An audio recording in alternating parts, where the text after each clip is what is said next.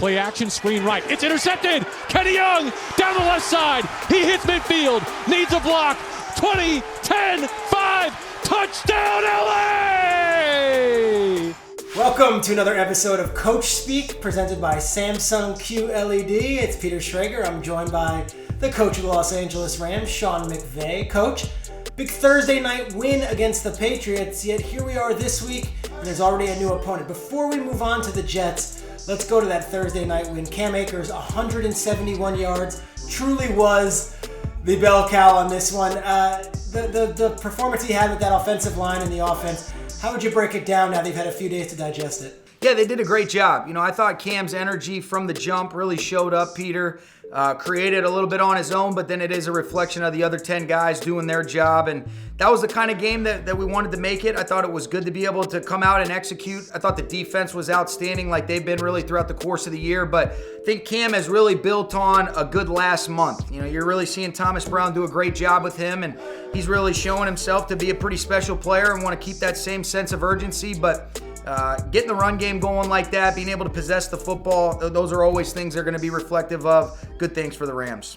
And the defense was fantastic, as always. We could talk about a multitude of players, but let's stick with 99, because after the game, Jalen Ramsey said, we almost take him for granted. You see him every day in practice. You see what Aaron Donald's doing in the games.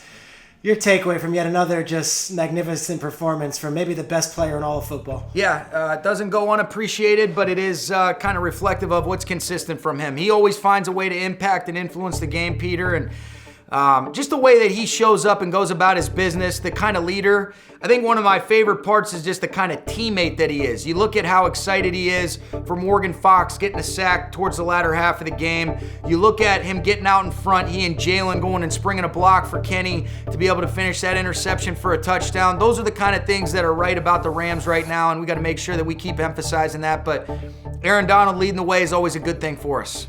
Absolutely. And then you had a weekend where you can not relax. I know you're not a big relax guy and take a vacation in the middle of the season, but maybe just take a step back, assess, and then watch the rest of the league. How'd you spend your Sunday with all those games on, especially with those NFC West opponents all playing on your TV screen? Like a fan. Flipped on the red zone, was watching a bunch of different things.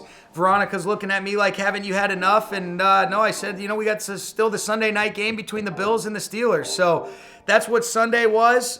Those are reasons why you feel so fortunate to do something you love, because to be able to sit back and be a fan and not even really have any sort of stress, but just, excitement watching and knowing that, hey, we've got an opportunity now to come back, get ourselves regathered, refreshed, and have a great week of preparation and go attack the opportunity to get our 10th win and also secure a playoff spot, which, is an important thing for us.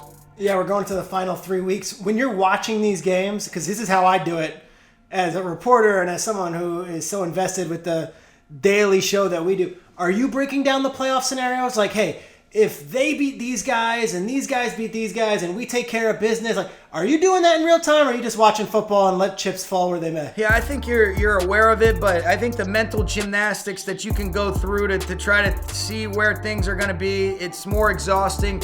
I've got enough friends in this league that you actually have a vested interest in seeing them do well also, and it might mean that we get an opportunity to see one another if things go according to plan for our team. But I'm watching it as a fan. Sometimes you might see something and say, well, that's a pretty good idea if we want to implement a play or a good blitz. And but to try to get it involved in the emotional elements of rooting for one team or another, try to stay away from those things. All right, so the Jets are next, and it's no secret they're not having the season they were hoping for. Obviously, you guys are having a far better year record-wise. How do you make sure your team doesn't overlook an opponent and look towards the next week, knowing that there are 53 players who all get paid to play football for a living who will be taking the field on Sunday? That's it right there. And I think, I trust that we have a mature football team. We have the right leadership, the right veteran leadership that understands the focus and concentration that's required every single week, regardless of who you're playing. I think the best competitors find a way to bring it and reach their highest potential and play to their highest potential regardless of the opponent. I think that's what separates the great ones, or being able to find that edge for yourself. And I think when you really look at the tape, look no further than a team like the Raiders, who they go wire to wire with, that it comes down to a Hail Mary for them to win. This is a team that has beaten the Chiefs and has beaten the Saints, two teams that going into yesterday were really at the upper echelon of each of those conferences in the AFC and the NFC. And so there's a lot of reasons for us to be ready to go. And then we got something to play for as well. Yeah, and obviously a playoff berth is in your visions. And then, of course, you've got the final 2 weeks of the season. As we sit here today, you've got a few days before this Jets game and then the stretch run. What's the message you're telling the LA Rams? Be where your feet are planted. Be totally and completely present, because can't win the division this weekend. You can't do anything other than clinch a playoff spot. And our goal is going to be totally focused on the Jets, doing whatever we can to play a good, clean game in all three phases, try to attack the opportunity to get our 10th win, and then deal with what's next after that. Beautiful. Cam Akers, 171 yards. Here's the stat that our producer Jory told me.